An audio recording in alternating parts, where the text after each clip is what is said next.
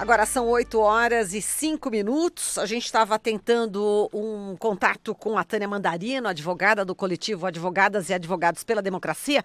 Vamos ver se a gente já consegue agora, direto de Curitiba, a Tânia Mandarino pelo Skype. Vamos ver aqui como é que ela tá. Oi, Tânia, agora sim, vamos ver se dá certo?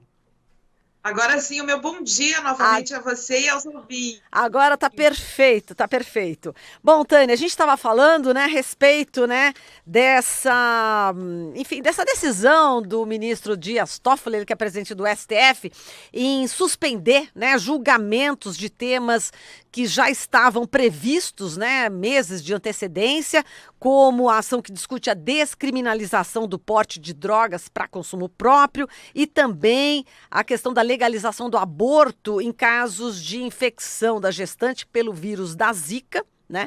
Lembrando que essa doença provoca a microcefalia do feto.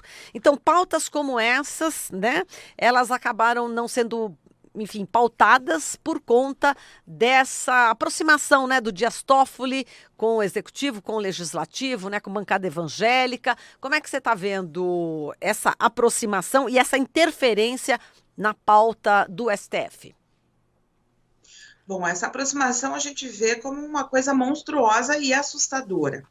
Primeiro, porque quando a gente ouve falar já em um pacto entre os três poderes, alguma coisa a respeito do republicanismo, do pacto federativo, do Estado democrático de direito em si, que exige uma tripartição de poderes, executivo, legislativo, judiciário, cada um no seu quadrado, já parece ficar ameaçada, só com isso. Aí, quando esse pacto assina um termo, um documento, pedindo que as reformas sejam aprovadas, inclusive a reforma da Previdência, a coisa começa a ficar ainda mais monstruosa.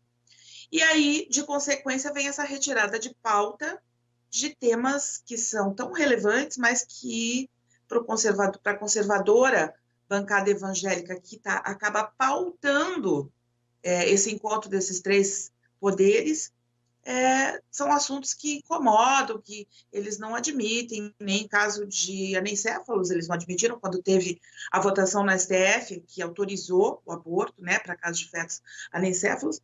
Agora, falar em Zika vírus, então, para eles é uma coisa muito difícil. Então, eu acho que é preocupante, Marilu, é preocupante porque parece um avanço, um recrudescimento nesse estado de coisas que envolveu o golpe de Estado, que a gente vem vindo desde 2013, 2016 a gente teve o impeachment da presidenta Dilma, 2018 a prisão do presidente Lula, e agora essa coisa do STF parecer estar refém do golpe, né, das forças golpistas que passam pela bancada evangélica também. Então a gente vê de forma muito preocupante e não sabe nem direito por onde começar a fazer alguma coisa em relação a isso.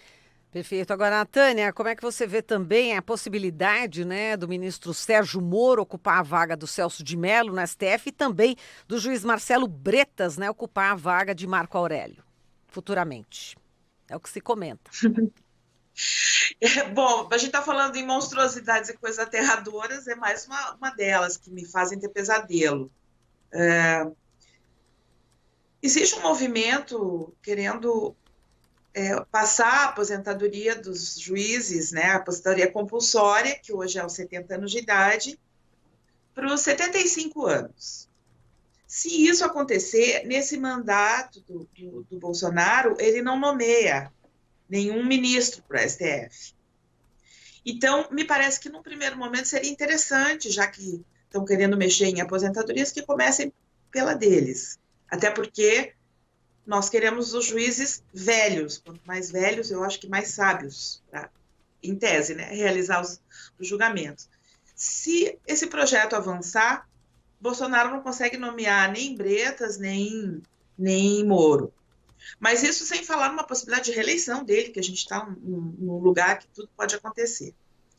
Eu estava conversando com alguém outro dia que me chamou a atenção e disse assim, você acha mesmo que o Moro quer, o que ele aspira, é o cargo de ministro da STF? Eu falei, acho. E a pessoa me disse, não, ele é um cara novo, tem 40 e poucos anos, você acha mesmo que ele quer ficar 30 anos no STF? Porque a aposentadoria compulsória hoje é aos 70? né? Ele aspira realmente a ser presidente da República. E ele tem 3 alternativas aí: STF, Presidência da República e um bom trabalho nos Estados Unidos, que é de onde ele vem, de onde ele foi treinado para fazer toda essa devastação que está fazendo no Brasil. Então, eu não sei, Marilu, se o STF é realmente a grande aspiração de Sérgio Moro. Eu parei para pensar nisso. Eu acho que existe aí uma coisa muito forte de uma aspiração à presidência da República. Agora, imagine um STF com Alexandre de Moraes, Sérgio Moro e Marcelo Bretas. Por isso, a gente não tem mesmo que atacar Bolsonaro. O presidente Lula deu uma entrevista ontem que ele falou que impeachment de Bolsonaro só se tiver crime investigado e tudo. Eu acho que é o judiciário o nosso alvo.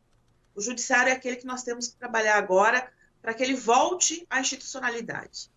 Perfeito. Glauco Faria também participando aqui conosco. Bom dia, Tânia.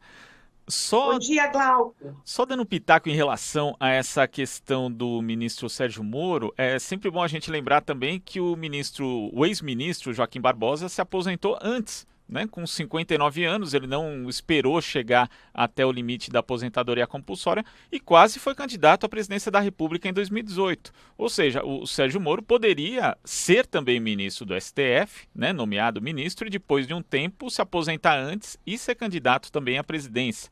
Quer dizer, talvez sejam projetos até complementares no cenário de hoje e pela ideia dele, né?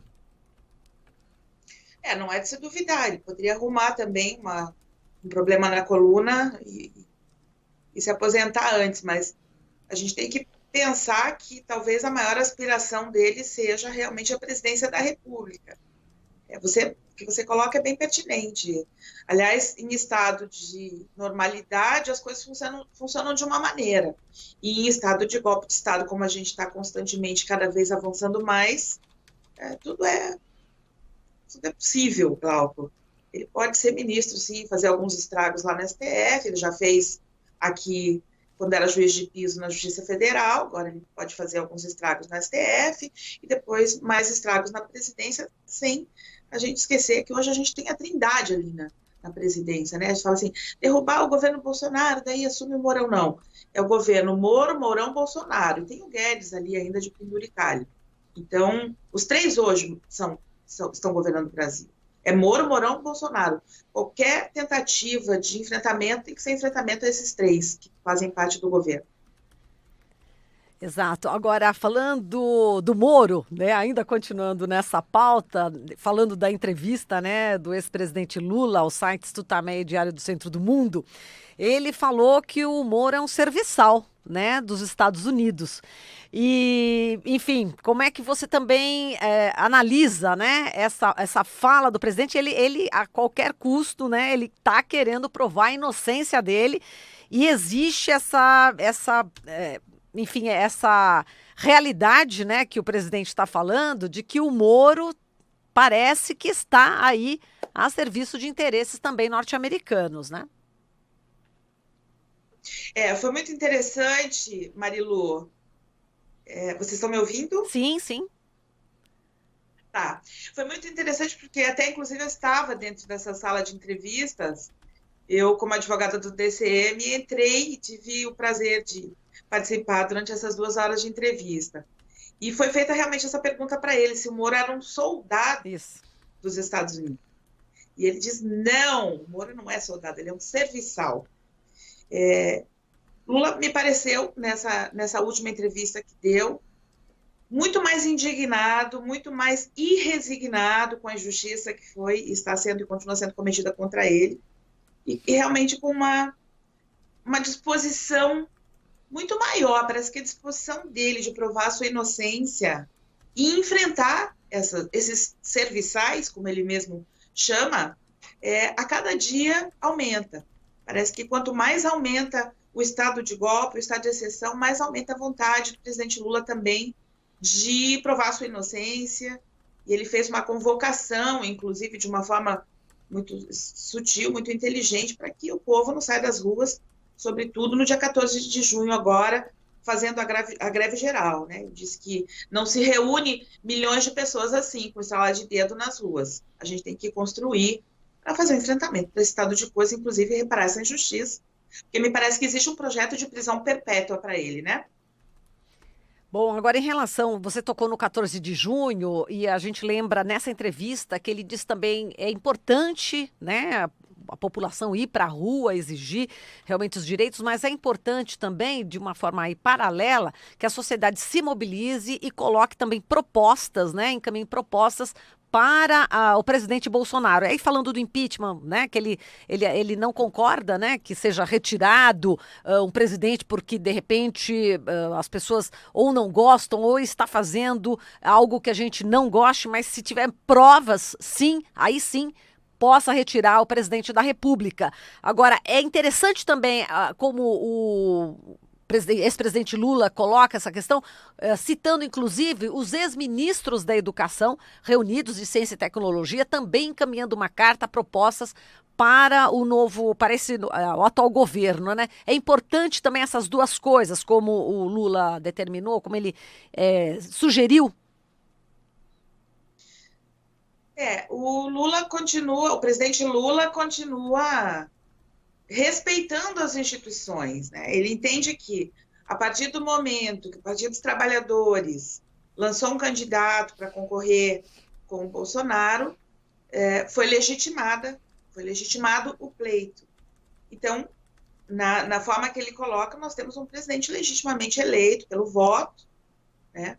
Não vamos, até os jornalistas argumentavam, mas foi à custa de uma impugnação à sua candidatura, que foi uma coisa irregular, né? A gente sabe, do ponto de vista do direito.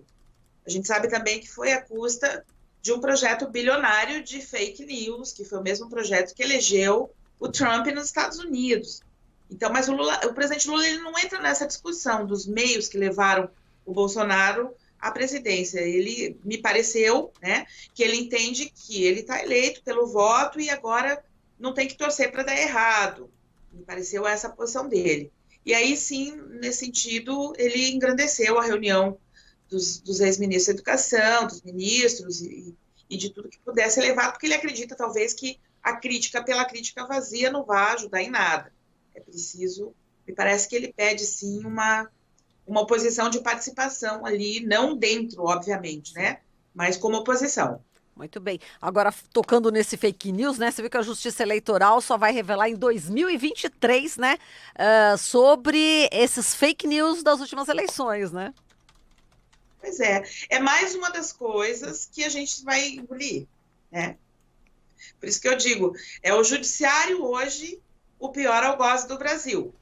É do judiciário que tem vindo as piores decisões, é o judiciário que tem autorizado as coisas mais absurdas que legalmente não deveriam ser autorizadas. E agora, mais isso, jogar, né, o julgamento das eleições, da questão das fake news para 2023, quando a gente sabe que existe aí mais um projeto de reeleição e tem outra eleição antes disso, que pode ser usada novamente de forma ampla, né, essa tática golpista das fake news, essa tática também aterrorizadora. Perfeito. Agora, só para a gente terminar, Tânia, vamos falar um pouco aí da possibilidade do regime semiaberto, né, do ex-presidente Lula, mas ele disse também que tornozeleira é pombo-correio e bandido que usa, né? E, enfim, como é que está essa questão também na sua avaliação, né? É difícil, ele mesmo já disse que realmente não quer nutrir esperanças e também em relação aos demais processos, né, do presidente. Certo. Bom, eu, como falei agora há pouco, penso que existe um projeto de prisão perpétua para ele.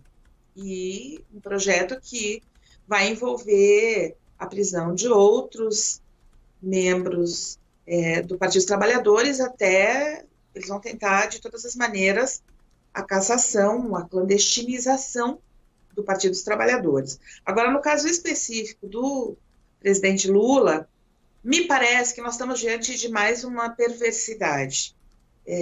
Como advogada, sempre tem uma pontinha de esperança que vai sair um semiaberto, que vai sair um regime aberto. A gente não deixa de acreditar.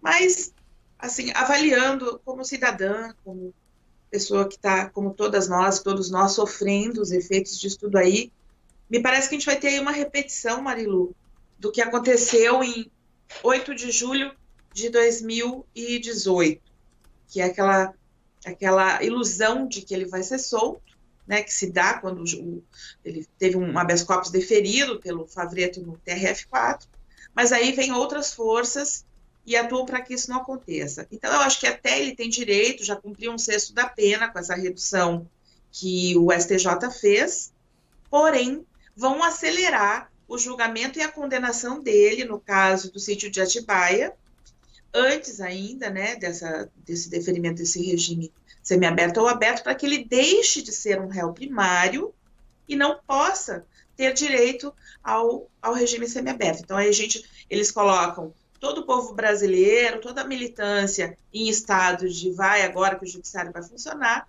e de repente vem alguma coisa de uma forma muito perversa que impede novamente. E aí vem um novo processo, ele se torna réu numa nova ação penal, na qual, como denunciou a sua defesa ontem, ele sequer foi ouvido em sede de investigação, isso é estado de exceção absoluto, né, para talvez buscar aí novas condenações, assim como em outros processos. Enfim, eu acho que o projeto para ele, infelizmente, é um projeto de prisão perpétua. Não será pelas mãos do judiciário, Marilu, não será. Bom, portanto, conclui então, Tânia, não será pelas mãos do judiciário e... Que ele sairá da prisão. Ah, tá. Que ele irá para qualquer regime aberto, semiaberto ou de liberdade. Eu não consigo crer que será pelas mãos do judiciário que isso vai acontecer. Eu acho que o jogo perverso está só começando. Nós estamos num estado de necropolítica, onde a morte fala muito mais do que a vida, em todos os aspectos ambientais e cotidianos de cada um. Como disse o professor Marcos Dagnone, da Universidade Estadual de Maringá, outro dia, que é um físico muito interessante, daqui a pouco as carnes dos nossos mortos estarão sendo vendidas nos açougues. Nós temos estado de muita perplexidade ainda pela frente e temos que nos preparar para enfrentar tudo isso. Tá certo, Tânia. A gente agradece aqui toda a sua análise e um grande abraço para você. Outro abraço bem grandão, um ótimo dia. Bom dia. Falamos com a Tânia Mandarino, ela é advogada do coletivo Advogadas e Advogados pela Democracia.